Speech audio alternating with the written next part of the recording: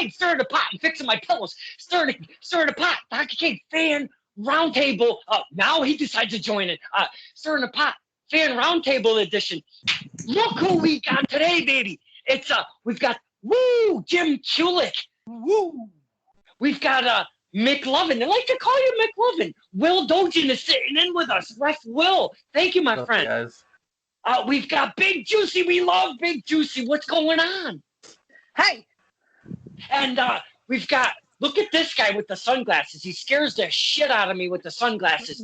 We've got the future. Donovan, what's up, my man? We just came a little. Hey, I know I asked you really a little bit late, but we had a couple drop-offs, so I figured, hey, let's get the future in and see what's good, you know? And not only that, we've got a brand new face. He's part of the Woo crew. He is Jim Kulik's brother. I swear to you, they're brothers when they're inside those buildings, man. Troy Martins, thanks for joining in, my man. Woo! Thank you. Hey, now, I asked before we hit the record button, does Troy have a nickname? Because we got all of these little nicknames going on. I'll leave it up to Jim to give me one. Don't worry, baby. Before the end of the show, we'll get you one, brah. Okay. Second part of second. I don't even know how to say it. But I got a second thing to say. Jim, what the fuck did you do to your face? What's going on? Brother, you know something? I had to shave away the quarantine beard, baby. It's time to move on to spring, move on to summer. Let's get the shows back, baby. I'm amped up. Woo! I got fellow woo, woo, woo, woo. I got fellow brother. Woo! Oh, yeah, baby. You got the Woo-Koo representing today, baby. That's right. Styling, profiling, we're all together, baby. We got the future. We got Big Juicy. We got McLovin. We got Kincaid, baby. And we got the Kules, the Woo guy, the Woo crew. Woo, woo, woo, woo. Man, Donovan, he's blowing me away with all of that madness going on. What do you think of Kulik's face right there? It's hard to recognize him. It's weird. I'm not used to that. Yeah. It's coming back, guys. It was just you know something. I just needed a change of pace, man. You know, it's still there. It's just in the stubble mode. You know, I try to change a pace, and I've shaved this off, and not only that, I've shaved this off twice in my life, and both times my poor daughter cried, had no clue who the fuck I was, so I'll never do it again. I don't care how old I am or how old she is. I'll never shave my mustache. But this does come off every so often. I gotta thank you guys spending the time during this whole COVID. Never mind. You know, it's really because there's a lot of shit going on in everybody's life. And, you know, it's fun to kind of take a little bit of time, set aside, hang out with friends, talk wrestling, talk promotions, talk talent, talk whatever you got. Talk the dog barking. Donovan, what did I ask you about animal control? Did we not do a wellness check last time Kulik was on? That was Drinkwater that you told, not me. I wasn't a part of that conversation. Man. So I'll explain the situation, Table. All right. The deal is we live in a 2-family house now. Okay, we're in Agawam, and the dudes in the front of the house, why they come at this time of night, I have no clue. They come like every night at like 5 o'clock, and they make the dogs lose their minds. They hear a tap on the wall. Hey, they're just doing their job. Do you know what I'm saying? Hey, all right, you know, it is what it is. Just checking. Got to make sure the children are good. Because if you noticed, I had Mr. Cypher on. His children are in cages. Holy shit. Yeah, Ref Will, do you know that Alex Cypher keeps his children in cages? I've met some of those kids you're talking about, and that's the perfect place for them. The perfect place for them. I did. Wow, Donovan, did you expect that out of Ref Will? Holy cow! Look at Big Juice's face. Wow, Troy, this is your first time hanging out, and again, this is kind of the first time that Ref Will is hanging out on the Fan Roundtable. I've done an interview with him. We had a blast. We talked zebra talk, but now he's coming in. Oh, speaking of bringing it, I got a surprise. I got to bring in somebody. Hold on a second. Who's it going to be? Yeah. Now, Ref Will, I really appreciate you coming in and doing this thing with us. Do you find that being like the fan part of it is a little bit more, it's a different side to hang out and talk wrestling, no? No, I'm looking forward to it. Now, let's see if that little surprise comes strolling on in. Come on, baby. Come on. I know I can do it.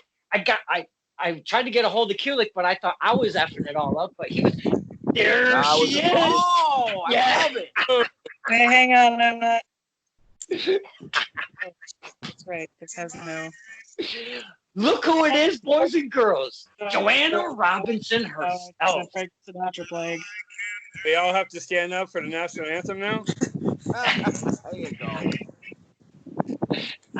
Now, for the boys and girls that don't know who Joanna Robinson that are watching this, she does ring announcing. She does national anthem. She sings beautifully. She's a wrestling mom. We call her a wrestling mom because she can fix anything, anytime behind the scenes. And she's willing to do that. She really loves being the wrestling mom. Miss Joanna Robinson, thank you for coming in and spending the time with us as a surprise guest this time. Oh, thank you for having me, John. Yay. Surprise. Yeah. Everyone was surprised. Look who we got. We got Ref Will, Big Juicy. We got two parts of the Woo crew. We've got the future. I mean, come on. I just see like half of. I see Big Juicy's door. What? How do you not see me? You are Skype will take care of all of that in the finished product. All right. I'd actually kind of like to start because I'm selfish in some of these things. Guess who got interviewed by the future? That's right. Good guess. Me. I got interviewed by the future last night, baby. It was amazing. We had a blast. Wait, was it last night? Yeah, it was last night, right? You interviewed me last night. I interviewed. Yeah. See, that's what kind of day I've had. Holy shit! I interviewed the future. That was last night. But I also got interviewed by the future himself. So we did a little swapping of interviewing, and we both had really good times. Sorry, I don't remember who's who and what, and because my days are getting so confused. Can I ask everybody around the round table? Does everybody know what day it is right now? It's Wednesday, May 13th. Oh. Yep, that one. It's Okay. definitely difficult to keep track of the days, man. They all kind of swerve into one another. You know what I'm saying? Yeah, absolutely.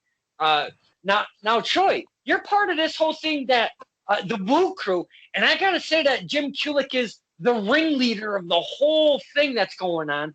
You guys got like 4, 5, 6 members deep. Am I correct on saying that? Talk to us about the Woo crew and being part of that whole thing. It's something that started when I met Jim, probably like maybe like 10 years ago when we used to go to the EWA shows in Agawam. Wow. And because I used to live down the street, and it just grew from there. That I met Jim, I met his son, I met Ricky's brother, and each show, every year after year, it just grows and it gets bigger and bigger, and That's right, baby. That's what it's all about. You tell them how it is. Represent Woo Crew, brother, baby. I love it. So how members deep are you guys right now? 5 or 6. Yeah, 5 or 6. I mean, like I said, anybody can come in at any time. We're always there. They want to talk. They want to jump in. It's like a brotherhood, man. That's what it's all about. It's awesome. Donovan, would you ever jump into the Woo crew section for maybe a show? Maybe. It depends. Maybe. Feeling that day. Oh God, I love it. Joanna Robinson, you love the whole Woo crew thing because they're loud, they're proud, they love to cheer for who they like, they love to boo and do goofy chants for who they don't like. Do you dig the whole Woo crew thing going on? I sometimes I like it. I'm not gonna lie. Sometimes I'm like, that's pretty funny. Like that's a pretty funny thing that they're screaming. And like it helps too. Like if the crowd is kind of quiet, you want that big noise. You want the crowd to get into it. So some, woo! It's great. There are times where I'm like, oh my god, guys, just stop. I'm not gonna lie. There are times where I'm like, oh my god, no. I'm And then there's sorry times to where I'm like, disappoint you there, Miss good timing Robinson. on that one. We're Good gonna be timing on that loud one. and proud, kid. Yeah, I know. That is definitely one thing about wrestling. We all have our own unique little chants or the way we like to express ourselves at the shows. Big Juicy, you're a superstar right now. Very over, if you will, on the scene. We love Big Juicy. I know we talked Woo Crew and stuff, but we've got another member. I think what I'm going to try to do in the near future is get a bunch of them together and do just a Woo Crew Skype. Maybe, just maybe, we could get that all together. Big Juicy, talk to us about the Woo Crew, because I'm trying to introduce everybody that doesn't know about the Woo Crew. Give us a little something about the Woo Crew. Woo Crew. God, that's a tongue twister. Woo! All right. Where do you start with the Woo Crew? Woo! Yeah, there it goes. All I can say is that we know you're in the building. Yes. No. Yes. Yes. Yes. I Yes. don't know how many times I've been sitting at a show, calling my match in my head, and then I hear Jim yelling at Larry, yelling at someone, wooing, and no one's even come into the room yet. Now, Ref Will. I see you guys at the door. I'm like, oh, here we go. Here we go. As soon as I hear him walk through the yeah, because you know when Jim walks through that door, that's for damn sure. That's when it starts. As soon as he walked through the door, pay our $10 or $15, we start right from then and there, and we don't stop. It's fun. It's funny. Doc Harris, he sent me some old EWA footage, and just Jim's all over it. It's all you can hear in the background.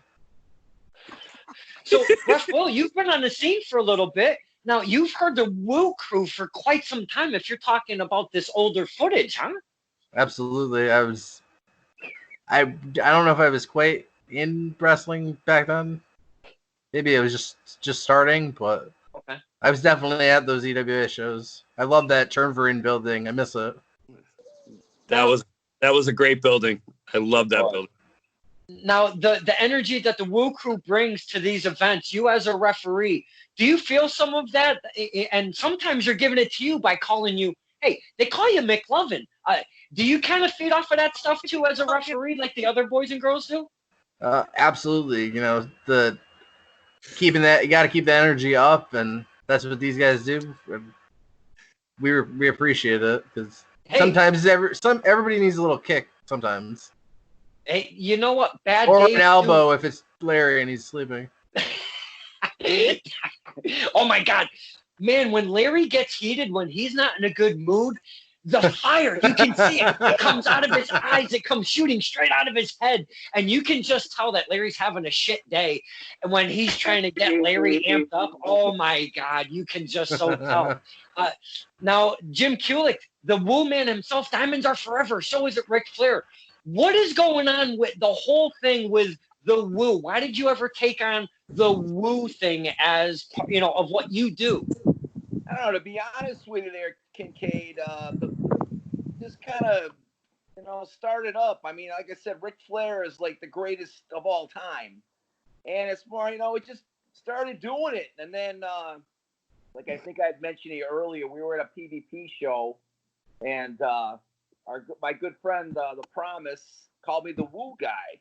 And I kind of just took on that moniker, and then, I don't know, man, the boys just started coming to the shows with me, and they kind of dubbed us the Woo Crew. So, hey, man, it's all good with this, man. You know what I'm saying? I love the shows. I love everybody at the shows, and we want to bring our energy in and get the place fired up. Absolutely. Jim, you were talking about the best wrestler ever. You said Shawn Michaels, right? Oh no! Oh no! Oh! It's gonna be a fight now. Here's another discussion. Oh boy! Mark Adam Haggerty, he loves him some Shawn Michaels as being at the top of the pinnacle there. Mr. Donovan, who would you say is at the top? John Cena. Wow, John Cena, Big Juicy. You Bold. got somebody a favorite at the top? John Cena. Mick Foley. Mick Foley. Wow. Oh, he's such a sweetheart too. Troy Martins, do you have a favorite that you put up at the pinnacle? Yeah, for a performer, I would go with Shawn Michaels. Wow, Shawn Michaels. Joanna Robinson, our surprise guest today. We reversed the roles. Joanna was on the fan roundtable at one point, and then we brought in Big Juicy as a surprise, and now I reversed it. See what I did there? Joanna Robinson, do you have somebody that you put at the top of the mountain, if you will? I don't know. It's really it's hard to pick somebody. Flashing a Finn Balor shirt, but as far as I started watching around the Attitude Era, so like The Rock and Stone Cold and Mick Foley, and even Vince and Shane and all them are kind of like my top, or like on the top tier for me, and like D-Generation X, any of the Attitude Era guys who kind of are kind of my favorite. I could never really pick one, honestly. Yeah, those guys. The Attitude Era was a lot of good times. It was very different, though. There was a lot of, let's see, how do I put this? There was a lot of stuff going on, but the wrestling didn't always come with as much excitement as the stuff they were bringing to the table, if you will. Where wrestling, we talk about evolution of character. We talk evolution of wrestling, and it comes in eras, if you will. At that point, the Attitude Era, I've talked and I've interviewed so many people that's when they started watching wrestling, and that really stands out for them. Is everybody on the whole roundtable, Attitude Era? I'm going to kind of go around. Ref Will, you good with the Attitude Era? Had some good times during that? It absolutely. That's where when I started watching. Everything, it seemed like everything other than the actual wrestling was good. Like upon going back and rewatching it with my slightly more informed point of view now, it was all the other stuff that would make you excited in a TV show, not necessarily wrestling. Right. Donovan, you mentioned John Cena. Now, he had a couple transition, if you will. He came in looking kind of a regular wrestler. Then he went to the Thugonomics, and then he kind of did his thing. And now, John Cena's been John Cena for a very long time. How did you how did you like the Attitude Era? I kind of talked about this with Mark Adam Haggerty during his interview. I don't really like it. I mean, a lot of people say it is the best era, but I don't know. To me, it wasn't. I'm more of a ruthless aggression person. Okay. I like the SmackDown Fist. That was a really cool entrance. So. Man, the entrances, they have gone like, could I say they've gone like way too much on their entrances now? I mean, they're like gigantic. It's like SmackDown looks like WrestleMania, for crying out loud. I mean, they're huge and gigantic production. Will Crew, Mr. Kulik, the Attitude Era. Did you dig that? Because you've been watching wrestling for a long time. I'll be honest with you, Mr. Kincaid. The Attitude Era was where it was at. I mean, the wrestling business really needed a jump start, and it got a lot edgier. And the Monday Night Wars, there'll never be another era like that. The Monday Night Wars I've watched that so many times on the network. I could go on daily and watch it. It's just an amazing time. It was so great because, the roster they had, Stone Cold, Triple H, Mick Foley, it was just off the hook. It was amazing. It was just a great, great time in wrestling. It really was. Now, Troy Martins, do you kind of agree with Kulik? Is because you're not a spring chicken as well as I. We can tell. You've been watching wrestling for a while yourself. Did you dig the Attitude Era? I think it saved the WWE, in my honest opinion, because they were getting their asses kicked by WCW at the time with the whole NWO thing. If it wasn't for the NWO, the Attitude Era might not have ever been created. The Vince knew there had to be a change, and I think with the Attitude Era, and this is my honest opinion, I think the edginess of the era overshadowed the wrestling part of it, and I think that helped it a lot. But well, at that time, because I'm a ratings guy, I pay attention to ratings. Like, I don't look at the dirt sheets. I used to years ago, but I don't pay attention to the dirt sheets at all, but I pay attention to ratings. Now, and I know it's a very odd time, so I'm going to take it right before this whole Canora thing is going. Corona. Before this whole thing hit, we're talking, they were struggling to get to 3 million a week. It was like just over 2, maybe 2.5, up to upwards of 2.89 million a week. All right. That's for each show. They were doing almost equally the same, SmackDown and Raw. Okay. Now go back to the Attitude Era. 14 to 17 million a week on the ratings. Okay. It was an amazing time. I know it's a different time. We have streaming services and we have the DVRs and we can watch it whenever we want most of the time and all of that. And I know ratings are not the same, but ratings are ratings. And I'm telling you, imagine if 17 million people tuned in, WWE would not because, I mean, let's be honest. I think they're kind of struggling over the past course of the last 5 years trying to figure out what the F they're going to do, because they got to the point where they're going to give the people what they want. They didn't really give the people what they want, and they're still in the same boat before. Murder each other by throwing them off roofs. Like, who knew? Who knew that the fans wanted murder? Dude, and now look at NXT. And look at NXT though. That's one of their top, and it's not top viewed. But if you talk WWE, most people will go to NXT before they even say Raw or SmackDown nowadays. That's how popular the NXT brand is. And I know it's the same company, and I hate to do the separation thing, but that's what they've made us do, right? When they did the SmackDown Raw Wars and all of that stuff, So that's what they make it like it's two different companies, but it's all under the same damn umbrella. So, I mean, I know we're talking WWE, but I've been curious because of the people that I've talked to got mixed feelings about the Attitude Era. But then, I think of ratings and I'm like, damn, apples to oranges, man. It was like huge, gigantic ratings. And again, a different time, and I get that. But man, wrestling has evolved so much because we're talking the top of the mountain, and we could go the Dusty Rhodes, the Ric Flairs, because I'm an old school guy.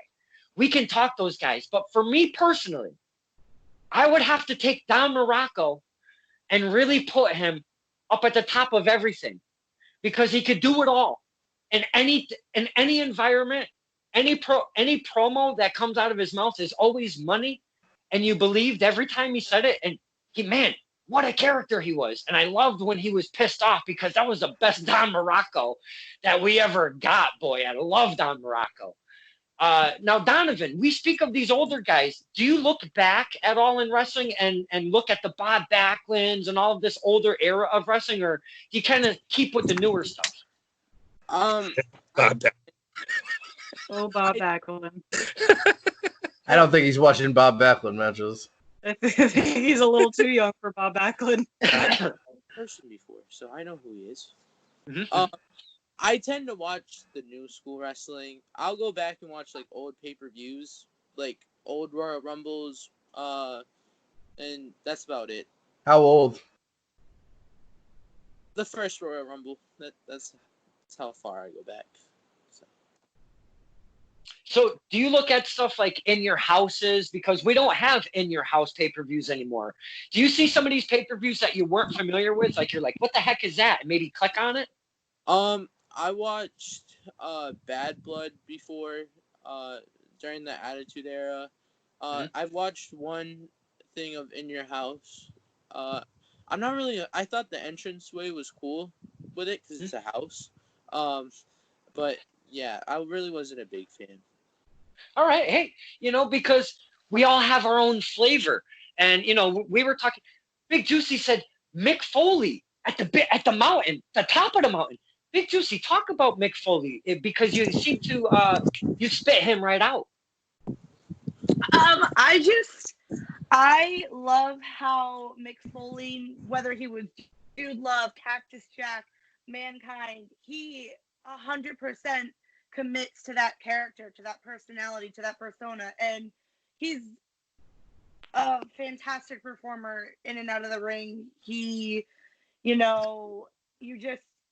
get what you get with him, and I just love watching someone that can just commit 100% to that character and not break it for a second. Not to mention he's batshit crazy and will do whatever, take any type of bump in the entire world. Like which one of his characters was your favorite? Mankind, 100% Mankind.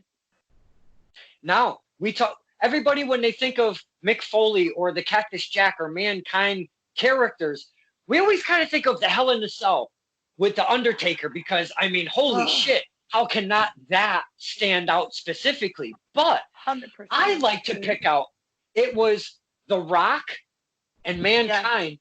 And The Rock handcuffed Mankind and must have chair shot that poor son of a bitch in the head literally 16 or 20 times in a row in the walkway. I remember it like it was today, man. And he just kept winging and winging. And every time he took a swing with that chair, after about 3 or 4 chair shots, my body would just tighten up, and I'm like, oh my God. Yes. And I think that's the match that there was like a documentary or there was something I watched. Yeah, I quit. Kids were there, and they were sobbing hysterically because they were so concerned. Beyond the mat. I think it was beyond the. I was gonna say I think it's beyond the mat that they showed right? that. Okay, I didn't want to say it, but I'm pretty sure that's what it was. And Noelle Foley is sobbing because she's so concerned. Like that is the level of commitment. Like you don't really see that anymore. And it's hardcore. That's a whole nother genre. That's a whole nother, realm of wrestling. But Mick Foley will always stand out to me. Joanna, go ahead. I was gonna say, I think of Mick Foley and on the network they just put out that, and I think I even mentioned it on my Twitter. Was they put out that I Am the Game documentary, and it showed him, Mick Foley and Triple H, and their 2 really big battles. And I remember Mick Foley when he was about to get pedigreed on the tax, and he was like, I'm closing my eyes and I'm kind of scared, but think of the pops that I'm gonna get for that. And that's the kind of wrestler that he was like, if the crowd is entertained, then poke my eye out. And then they showed No Way Out, which I was actually there for. I was there in the crowd, and I remember very specifically Triple H and Mankind on top of that cage and him plummeting through it and being like, oh my God.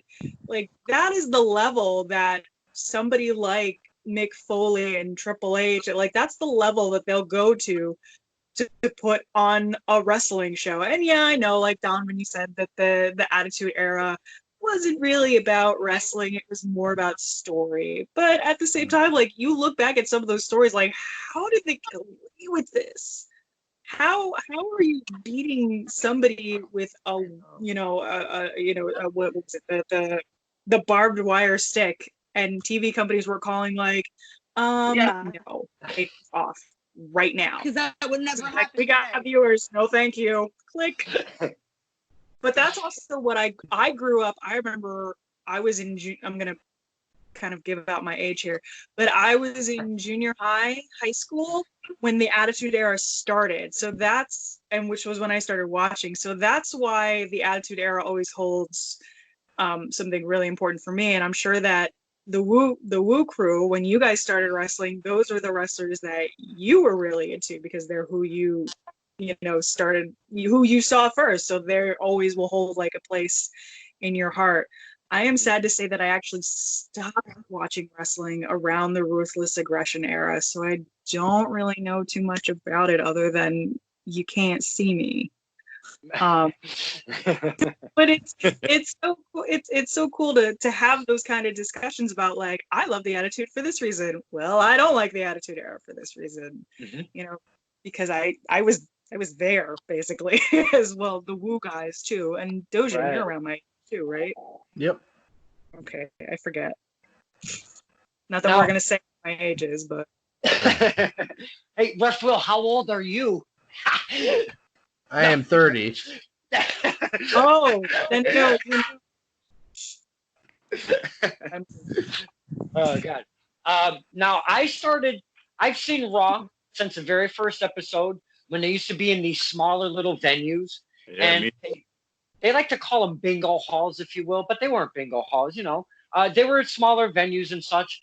But I remember there was one specific one at Penn Station, and if I'm correct on that name, there was an Undertaker match, and I don't remember who his damn opponent is, but I remember the Undertaker. Triple I H. feel like it was Triple H. Yeah. Is that the one you're in the thinking subway of? or whatever? Yeah, Yes! Subway. Yes! Yep. That was so cool. Oh my God. Man, I loved when Raw was in those smaller things and they would go from place to place to place. The environments were all different.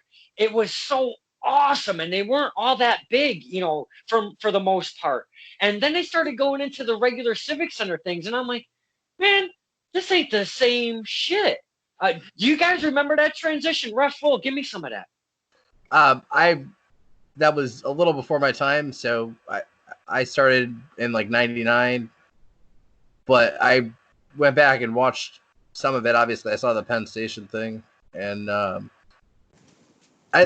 I think there's something to be said for wrestling in those smaller buildings, more intimate settings, versus in the larger scale. It's two different animals. Mm-hmm. That's for sure, because I think that's why most of us love indie wrestling. It's because it's so there. You're like, and most of the place don't have barricades. So again, you're even more there. There's only maybe, 6 feet to 10 feet. I don't know how much there is. There's probably not even 10 feet worth of space. Man, I love that small environment, man. Jim Kulik, we're talking about these older guys in the Attitude Era when Raw started. Do you have any favorite times, like the WCW days, or any specific times that really stand out that you like to talk about? Oh, absolutely. I mean, we can go back. I mean, we had a time period there. We were at the DX pay-per-view in Springfield. We were right on the railing. That was amazing because I think the year after that, right before I got married, I became the DJ for the Springfield Falcons. And it was so cool because I got a chance to play Stone Cold's music during every fight. It was amazing. But we were at that show, and to see The Rock and Austin up close like that, if you guys go back, it's a DX pay-per-view in your house. Everybody was on that show. The Taker was on that show, and Austin and The Rock, and my DX was there, and Michaels and Ken Shamrock. It was amazing. But then I was there. I remember that. You were there, brother. You were there. And then probably the single greatest moment during that time is when the NWO was on fire. We went to a Nitro, and it was actually Bill Goldberg's second match. And it was amazing. But that night, I wish they had it somewhere on the footage. Sting came down from the ceiling, cleaned house. The show was in Worcester. We actually were sitting too close to the fireworks. The pyros, they moved us up to about the 6th row. The place was absolutely shaking.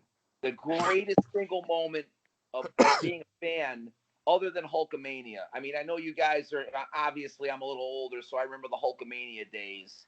And when Hogan would come out, you had chills amongst chills. It was incredible. But this was the greatest single moment of as a fan during that time. It was amazing. They cleaned the whole NWO out of the ring, and the play. with his bat, hitting his bat on the turnbuckle after the cameras went off. Nothing like it. Nothing like it. Man. That sounds like fantastic.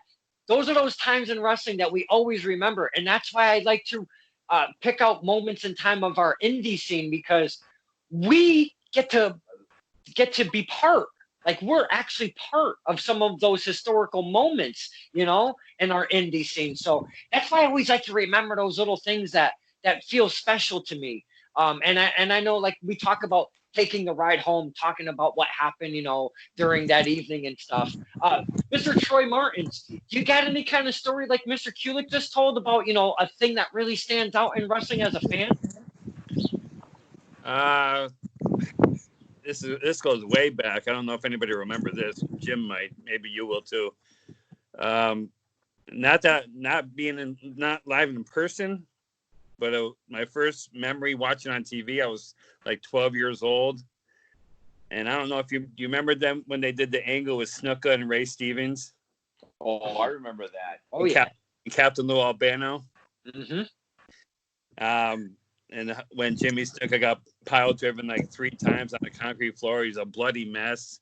Oh, I'm 12 years old. I'm crying my eyes out in my living room. I'm like crying hysterically. And my mom comes running down the stairs. She's like, "What's going on? What's happening?" I'm like, "They're killing Jimmy Snuka. They're killing Jimmy Snuka." And interestingly, a few years ago, before he passed away, I was able to tell Jimmy Snuka that story when he was at the Boys and Girls Club in Chicopee. Oh, nice. Wow. That. My first memory being in person was February of 1987 at the Civic Center. Probably the worst show I've ever been to. It was like honest to God, it was like 4 hours long. It was a TV taping, but everybody stayed for 4 hours because they wanted to see Hulk Hogan against Kamala. Mm-hmm. Troy, I hate to tell you, my friend, that show was a heck of a lot longer than 4 hours, brother. It felt like 6 hours. It was like 6. I'm serious. It was about 6 hours. I was at that show too. 1 o'clock in the morning. It was probably maybe 3 good matches, maybe the whole night. Andre was in the snake pit, and we waited all night for Hogan to come out. But when he did come out, that was a pop. That's what I was telling you guys about. Yeah. Hulkamania. There was nothing like it. Yeah. Yeah, because it was like when Stone Cold comes out and we hear that glass break and people they absolutely lose their shit. That's the way it was for Hulkamania, but on a totally different level, because the crowds back then, it was, I don't know if cheering has changed or what's going on, but man, looking back at the WCCW's days with the Von Erichs and all of the Freebirds and all of that stuff, the crowds were absolutely batshit crazy. Like, the ladies would scream at the top of their lungs like the Beatles were fucking coming out. I mean, cheering has actually changed, though. You know what I'm saying? That's the way it was. Absolutely. Absolutely. Yeah. If you watch the WCCW days. When the Von Erichs came out, oh my God. They were like the Beatles. Or if you watch Mid-South, the Rock and Roll Express, the Midnight Express. The women the way you could see the women ripping their clothes off and grabbing them to kiss them. Dude, it was so crazy. They did interviews with the Von Erichs, and they were saying that when they by the time they got to the ring, got back to the dressing room, they had scratches all over their body from the women trying to rip their clothes off. Yeah, true. That's how crazy old school wrestling was, Donovan. Do you hear these stories we're talking about? Now it was a different time when Jimmy Snuka would get pile driven 3 times on the concrete floor. The poor guy, like Troy was describing. We really thought that the guys were dying, literally dying on our TV screens back then. That's no bullshit. Like, for real, that's how invested we were when those matches were on TV. The coconut getting smashed over his head. I mean, come on. Now you hear these things, Donovan. Wrestling is a lot different. do you ever feel intrigued to go? And I know I've asked you this question, but do you ever feel intrigued enough to go back to the older stuff, or do you just not like that type of wrestling because it is a very different, type of wrestling? I would agree on you. I would agree with you. Like, it is a very different time. I only liked promos and interviews, like, kind of like I do now. But, like, I really wasn't concerned about the matches. But when they did, like, the barbershop promo, Piper's Pit, that's what I liked. I was more interested in those type of spots that they did rather than the matches. Like, that's the only thing that interests me. And like the stages that they had. So who remembers the flower shop? Because that's a good point, Donovan. And I mean, if you look back at some of that older stuff, yeah, that's kind of where I was brought up, and I'll always look back and be very fond of it. And I've even put Don Morocco as like one of the, the guy. But you look back at some of that wrestling and you're like, son of a bitch. Like, really? Some of it, not all of it. So, I mean, I can get where you're driving at, Donovan. It's like they didn't do a whole lot. Yeah, it's like going back looking at like, because I remember as a kid in the 70s. Yes, the 70s. Yes. There was Big Juicy. Yeah, no shit. There was a thing. Spider-Man was a There was TV. something before the 80s? What? Yes, there was. It was just on the cusp of black and white, if you will. There was a thing on TV where Spider-Man, I feel Spider-Man was really invented in my eyes, because I would lose my fucking mind when I saw Spider-Man. And there was a TV show in the 70s. Wow. Spider-Man is real. What are you talking about, Don Kincaid? Well, there was a Spider-Man show, and it was like a movie, though, and it was specifically made for CBS TV. And I will tell you, it was a family affair.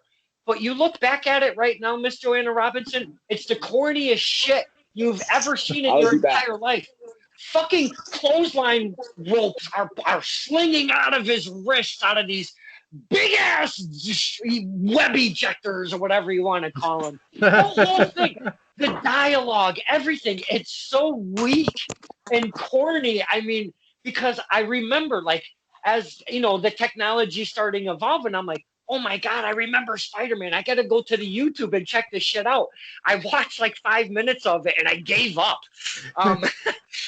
But that's what I'm talking about, older wrestling. Sometimes you look at it and it's just a little bit cornier than you really remember, I think that's why I like the Attitude Era more, because you do watch and you're like, there's no way that any of this would go now. People would, no way any of this would fly right now. Like, doesn't age well, a lot of it, especially the women and all of that stuff. Really, Dojin, you don't think panty matches nowadays? No. We are so PC. I mean, we're taking statues down in states that have been around for hundreds of years and all sorts of stuff. We are so PC. It's unbelievable. The Attitude Era would last a minute, literally. It would absolutely last a millisecond in today's climate. Holy crap. You don't think it would work in today's wrestling? I think if you're going to do bra and panty matches, you got to have guys rolling around too. Can't do one without the other. I think some of the Attitude Era stuff would work today. Not the bra and panties matches, because I think the women's wrestling has evolved to a level where it's never been. And you guys are talking about a very valid point. We will never ever see those bra and panties matches again because of the way the women's division has evolved over the course, going from that butterfly divas belt, which I could not stomach. Oh, I am so ugly. Oh my God. And then it evolves. So great point right there. We would never see that kind of effed up things between the ladies anymore. It's wrestling.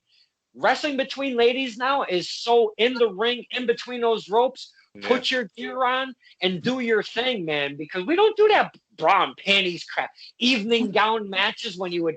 Did you ever see any of that crap, Donovan? Chocolate pudding. Yeah, I mean, what the hell? But you know, a portion of the program though back then, we're talking like Mark Henry having a baby. Having a baby. That was hilarious. With Mae Young. I don't care what anyone says. Mae Young ran that segment. It wasn't Mark Henry. It was Mae Young. It was Mae Young. That was. Can we talk about how like 20th anniversary or something, and they show I think Mae Young was still alive, and somebody dressed as a hand, and he's like, I'm all grown up now. And I was like, yeah. That was the best. Thinking back to like even you guys remember when Moolah was still trying to do her thing and like was dressing up like the schoolgirl and like doing her thing in the ring. Yep. That's probably a good thing that we don't do bra and panties matches now because of how much the women's division has evolved. Yeah, absolutely. That would never happen again. Let's leave that one in the attitude. Let's bring back, hardcore matches and stuff. Yeah. But hardcore. What Mr. Troy Martin was talking about. That was our hardcore back then. Seeing a guy getting pile drive, because pile driver was one of the most violent moves back then. It became banned at one point, So, seeing a guy getting pile driven multiple times on a concrete floor and bleeding, that was our hardcore, wrestling, I think, in my opinion, once Vince got rid of the blood, I think people's view of hardcore and cage matches, especially the Hell in a Cell, the Hell in a Cell matches right now is a joke. Mm-hmm. It's just there to have something around the ring. It's not a weapon. It's nothing. Now I have to talk to you. Go ahead. Oh no, I was just saying, like, yep, the Hell in the Cell shows up, and you're like, well, somebody's gonna jump off. Yeah. It's predictable now, and I think that's why they try to do stuff from the side, if you will, and try to, like Shane McMahon doing the side thing and stuff like that. But that brings me to the Elimination Chamber, because Donovan, I don't know, you're familiar with the Elimination Chamber, correct? Yep, I sure am. Now, when that very first started, that thing was literally made of chain, and that's it, and steel grates lined the platforms. Now, it's not that at all. That thing is totally evolved into, and I know we got to keep the men and women safe in that ring, and I get all of that part of it. But look at Will's face right now. The Elimination Chamber is absolutely fucking garbage right now to where it started. Do you remember that, Will? That original one? Oh, man, that was the best one. Insane. I think if you want to look at, was it six guys? Yeah, it's 6. If you want to look at, like, every person in that match had their part of it. Like, they had a moment, and everyone looked strong. So at the end, it didn't really matter. It was cool that Shawn Michaels won, but no one came out of that looking or worse off than they went in. Everyone was better after it. Yeah, everybody was a loser in that one for sure, man. Everyone was better after it except for Triple H. I think RVD like crushed his throat or something, jumping off the thing onto him. Yeah. Do you like the Elimination Chamber kind of setups, Donovan? Whoa, where did Donovan go? I tell you what, doing burpees. He's using those sandbags. I like the Elimination Chamber, how it was. Like, I get it. You gotta have safety, like you said. You can't see me, so sorry. No, I can't. No, can't see you. I'm trying to fix it. I can. You are a Cena fan. I get it. You have to have safety, but I think nowadays it would have been fine the way it was. I don't really like it the way it is now. Like, the padding, it just takes away when someone gets like thrown on to the ground outside. you can tell it really doesn't hurt that much. Like, it's still under the padding, but it's not going to hurt as much as it used to. So. Yeah, we just don't get that big wow factor, if you will, from the setup that they do now. You know, that's what kind of takes away from the big, oh, you know, when you're watching it, you go, ow, like, holy shit, you know. So it takes away some of that. Go ahead, Donovan. No. I love seeing someone get put through one of the pods because it's just so awesome to see. But even what they did, like, at the last Elimination Chamber, how, like, the guy just ran through it, it wasn't cool. It wasn't as cool as, like, seeing someone put him through it. He just ran. So I'll definitely give you. It takes away from that wow factor, because if you notice, they have to use keywords in WWE, and when the first Elimination Chamber match was going on, they must have said the name of that plexiglass because it's bulletproof and it's the strongest in the fucking multi-universe that's ever been seen by mankind and aliens alike. You know, they kept stressing that through the entire match, just so when somebody went through that pod, you were like, oh my God, they put a human through that strong plexiglass. Oh my God. Bulletproof plexiglass. But not human proof. No, but not human proof. They probably human. got, you know, they probably went down to the fucking local hardware store and picked it up at, you know, but pre-show. Who the fuck knows where they got that? They're talking like it's a Tony Stark kind of invention that he put into this stupid ass thing, you know? Well, wow, getting all fired up. Holy cow, I don't get fired up like that. Hey, man, Kincaid, you're wired up tonight, bro. I love it. My goodness. something. It must be the presence of Mr. Troy Martin. It is. Hey, I love new faces coming in, and then we got the future coming in the last second. And I literally mean the last second. That was amazing. You know, during the interview yesterday, Donovan started this thing. He's got a stack full of cash, and he's got his agent, camera lady, next to him, looking for a fee. Could you see? I'll be right back. See, that's what I'm talking about. The kid is crazy. He was looking for a $300 appearance fee. Leo Rush, if you notice, Leo Rush right now is putting on, he's gone Facebook Live. On every single platform, he's putting on his contact email so you can reach out to do an interview with him. What he's not telling you, that it's going to cost you $200. That's what he's not telling you, okay? So, with that being said, my boy Donovan is going up another $100 more than what Leo Rush is charging right now. Look at him. He's got the cash. Yeah. You gotta shoot. Sometimes you gotta shoot your shot. If you don't ask for it, you're never gonna get it. I mean, I did. He said that I threatened him with the warden, and you said, did. I don't recall that. Like 3, maybe 4 times in 1 hour. Like 4 times. Yeah. See, Juicy D, I'm on the fence about this kid. I love me some Donovan, but he's kind of scaring me, especially with those sunglasses. He's really scaring me.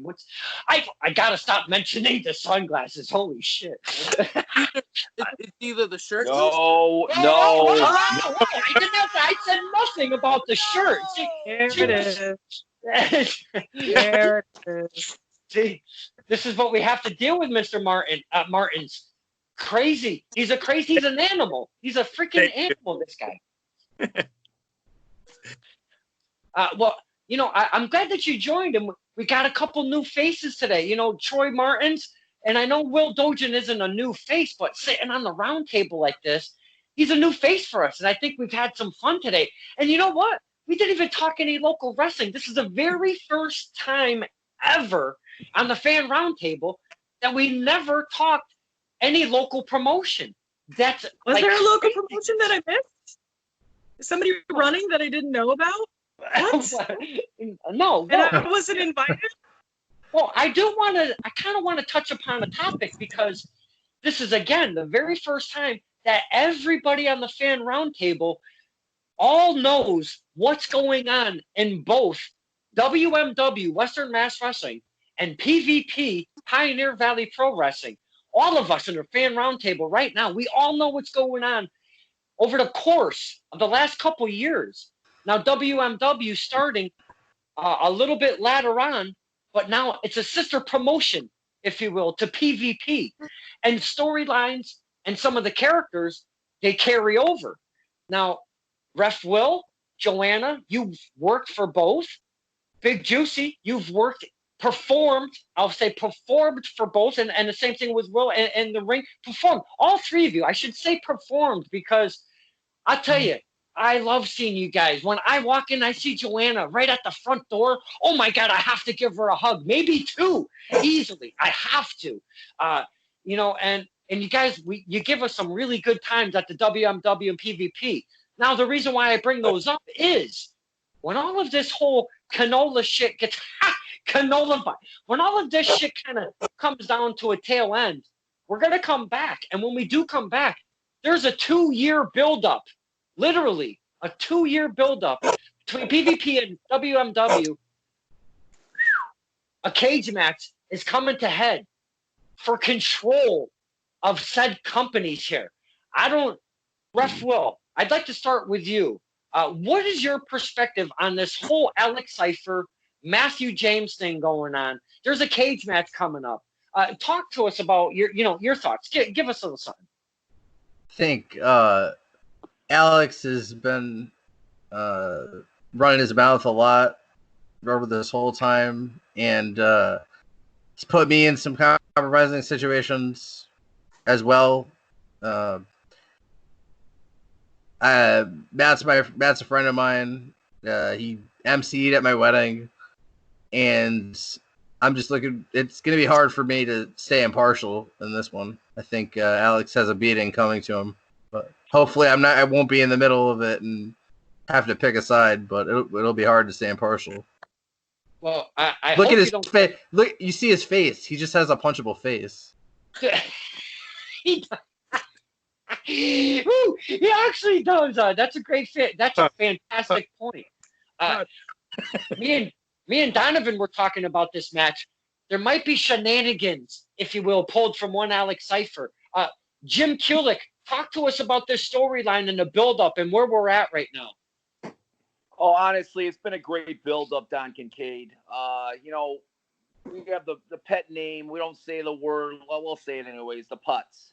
Yes, the Putts. But we'll call him, honestly, one of the most, the best entertainers in the business. The guy's unbelievable what he does. But we got to call him the Putts, and he's playing his role. Matthew James is a class individual. He is very talented at what he does. I think it's going to be an interesting concept. I'm hoping that McLovin is the ref, so I can give him grief for this. We don't have to count on that, though. You know what I'm saying? I'm just joking. That should be a great match, honestly. As long as Joanna's there to sing the national anthem, all is well in the world of professional wrestling. Maybe I'll come back for national anthem for that one. We'll see. Wow. Now I know Alex Cypher. He has a wrestling background, if you will. He's been in that game for a long while, but he's been through some injury and stuff. Joanna Robinson, you're pretty close with the PvP WMW family. Talk to us about what's going on, the Alex Cypher versus Matthew James. And I want to add and stress, it's a cage match. Well, I mean, I remember when it kind of started, and it was people hated Alex Cypher, like from day one. The minute he showed up, he was just in the back and people hated him. Like, sorry, I thought I heard a bug. And like just full blown hated him. And I remember there were certain PvP shows that he would come up to me and he would be like, I think that fan is about to beat the shit out of me. Can I just like hang out with you? Like, he was so terrified. Like, people were literally threatening him, and he's like, can I, be my bodyguard, basically, as I was made to be the bodyguard, is because people hated him so much. And then Matt and I actually work for the Western Mass Zombie Basketball League He will DJ and MC. I will run the door, sing the national anthem, and just kind of help out. So Matt and I would talk about it, and he's like, Alex Cypher, and I can't wait to get my hands on him. Like I could tell that he was really brewing about getting his hands on Cypher, and I was always like, "Do it! I got your back, man. I'm jumping in too." And I now, because of the halt that has been put on this, I think the anticipation for when those two finally like battle it out is going to be so good. And I'm going to be rooting for Matt. I'm not going to protect Cypher. Like, okay. He better, no, unless he's going to hand me Finn Balor's number, like, ain't no way I'm siding with Cypher on this one. I'm going to be all Matt James on it. Because it's true, like, Cypher just came in and was like, I'm in charge now. Mm-hmm. He did. Have you not been around for all the hard work? And as someone who's been backstage, like, Matt does a lot of hard work. Matt really does a lot of hard work. Sometimes he puts it on me, but he does do a lot of hard work. And I think that the company really evolved because of him. And at the time, Hammer and Hollister played a big part, and it was really heartbreaking to see them kind of turn on him. Yeah. So I don't know. I feel like whatever happens, but I'm rooting for Matt James. Because it means I'll get my job back.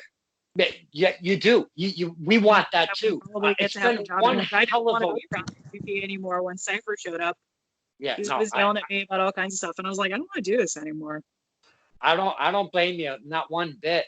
I'm surprised Matt is always, every time we do a basketball show, he's always like, "Are you going to be at the Western Mass show? Are you going to be at the Western Mass show? Please be at the Western Mass show. I need you."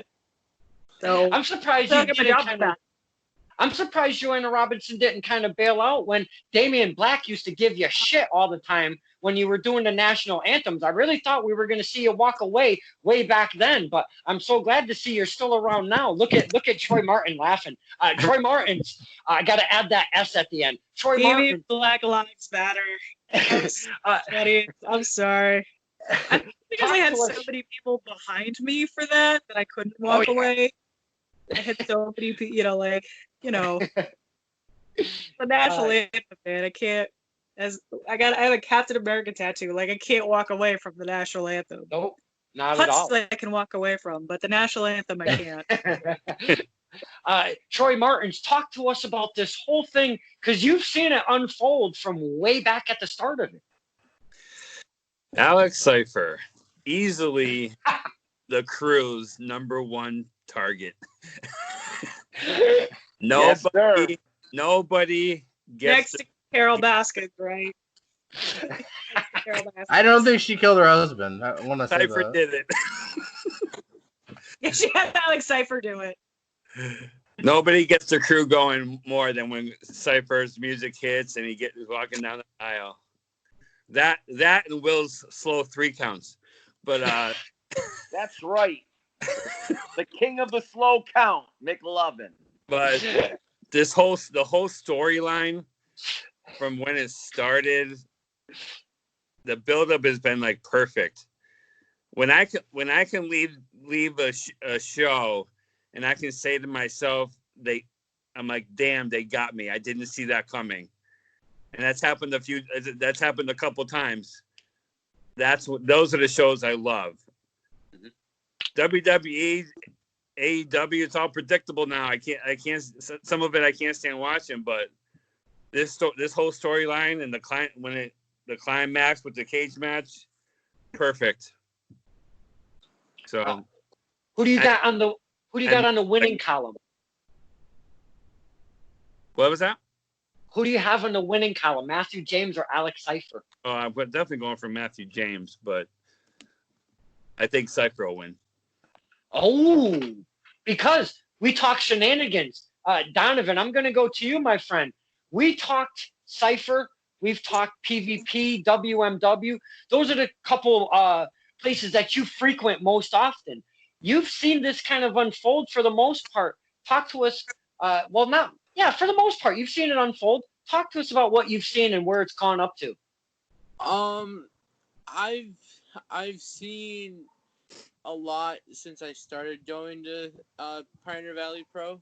I didn't know who anyone was. I just know Cypher was really hated, and I didn't know why. And Matthew James was just the ring announcer most of the shows, and I think Cypher has always had shenanigans up his sleeve every time if he's in a area of losing something. Mm-hmm. So yeah, I've seen a lot unfold during this rivalry, and it's kind of one of those things you don't want it to end, but you want to see what happens. So Yeah. Who's winning here? Cypher, Matthew James. Like I said last night, I'm with Matthew James, but Cypher's always got something up his sleeve. So Yeah. I want James all the way, Matthew. So. Joanna Robinson, could you talk to us, the fans? What exactly is on the line for if it's the winner being Matthew James, or if it's the winner Alex Cypher? Could you tell us, the fans, what's at stake here? Oh my goodness. Well, sorry, that bug did in fact show up. So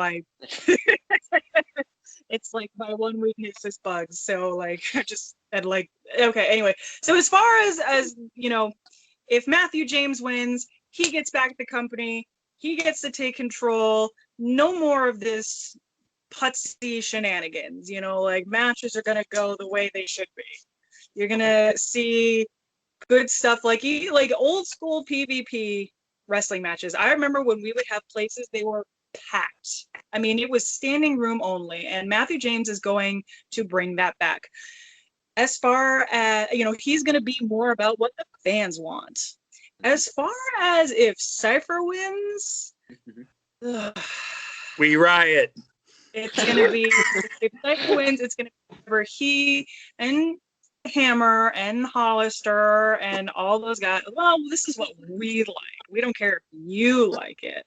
You have to do what we say because you're the fan. So, and I think that's why everybody's kind of rooting for Matt James, is because he is going to be more about us than Cypher's going to be. Oh no, Cypher's going to be like, the guy I wanted didn't win that match, so start the bell and do over, and let's add another one of my guys in there just to make sure that I win. Kind of that. Whereas Matt's like, ha ha, you lost. Very Matt James. Now, Big Juicy, hearing everybody's perspective, hearing what's on the line. You've worked both companies, performed, if you will, both companies to this point. The people love you over at WMW and PvP the same. They absolutely love them some Big Juicy. Talk to us of your perspective of where this whole situation sits right now with Matthew James and Cypher, and who you got in the winning column.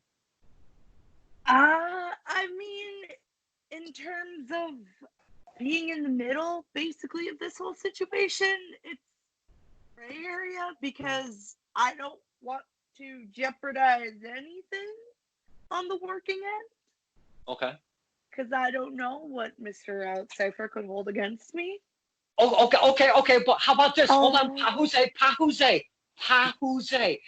Let's take the cop badge. Let's take the shield and the gun. Put it away, okay? So now we just put that all away. You're not a wrestler no more. Right now, you're on the fan roundtable as a fan with the rest of us. Except Joanna Robinson is a surprise guest, so she's not part of the fan roundtable per se, so she could probably get a little bit of slack. But you're off the table now. You're not a superstar.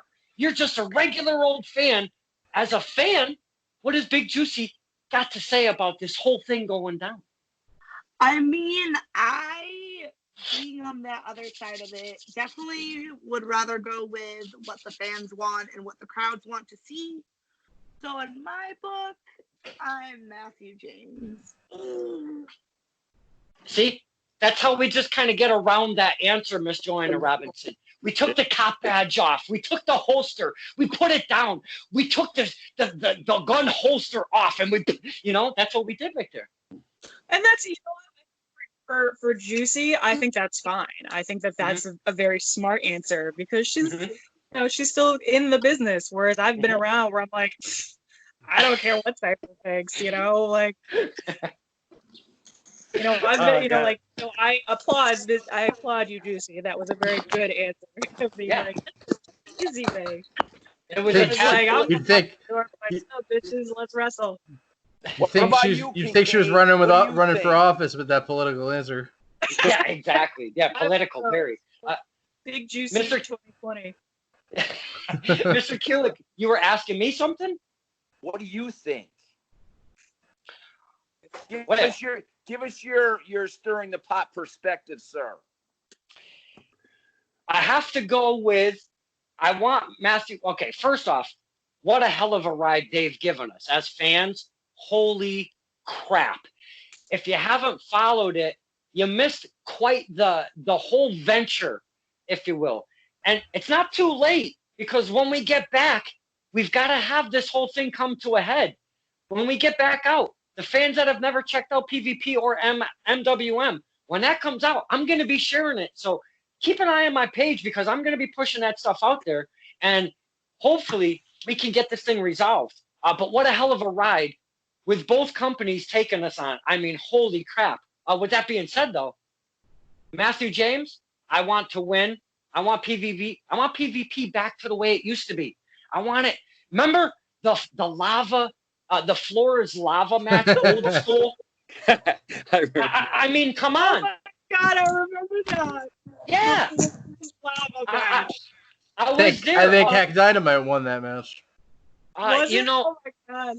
No, I'm talking even. No. I'm talking back when TK Orion, when it was his last match, when he was in the kind of hanging with the closers, if you will, and TK Orion and Bacon, they had that big thing going on. That was an old school night, and that same night, the floor was lava, and I actually saved old school from dying in the lava. Yeah, it was a great time, but those fun. Yeah, we don't get those fun things anymore with Alex Cypher at the helm. He's like a. We don't like that. We want to have some fun. So that's my the Grinch, baby. Yes, my pick is Matthew James. But I have to agree with a couple of you. I feel Cypher's got some nasty. Not that Matthew James doesn't have a mind of his own and can pull some shenanigans of himself, but I think Cypher is really going to pull out some punches for this one and save his own ass to keep control of the entire world, if you will. He's looking for domination.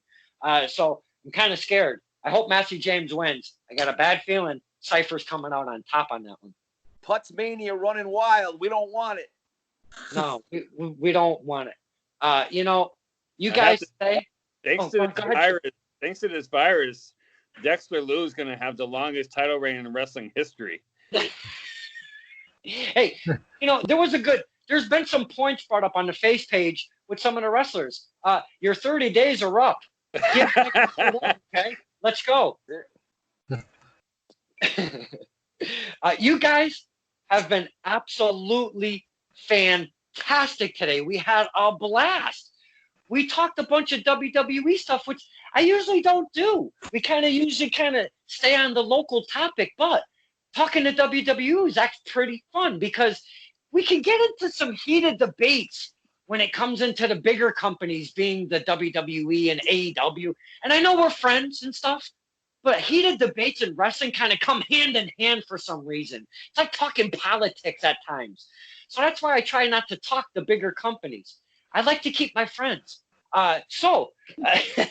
You guys have been absolutely fantastic. I want to thank each and every one of you, starting with Ref Will Dojan. They call him McLovin.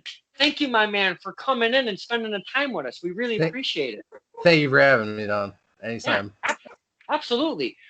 So I'm going to go right to our surprise guest because I love Joanna Robinson. As soon as we see each other in a room, we have to make our way and run and hug and give some loving because I love Joanna Robinson. Wrestlers over. I'm like, it's time. Get out of the way. I'm only 35 pounds, and I'll knock me over some Chris Benny if I have to get to Joanna Robinson. I'll knock over Chris Benny too.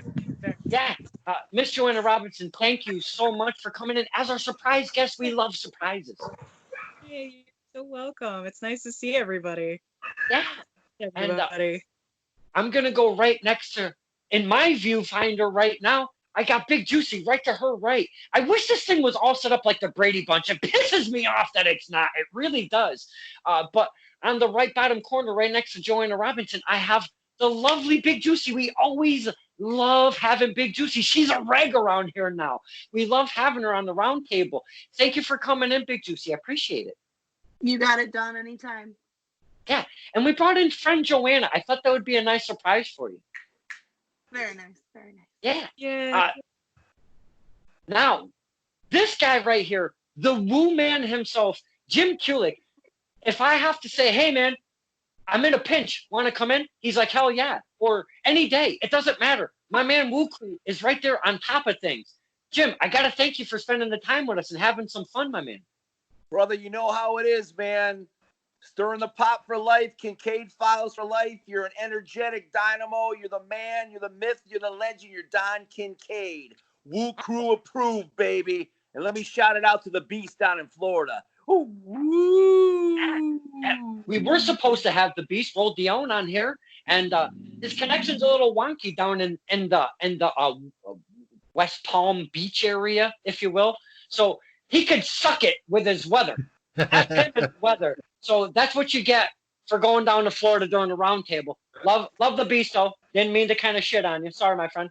And then we've got a new face coming in, Troy Martins, my man, part of the Woo Crew. Thank you for coming in and checking it out and having some fun with us, my friend.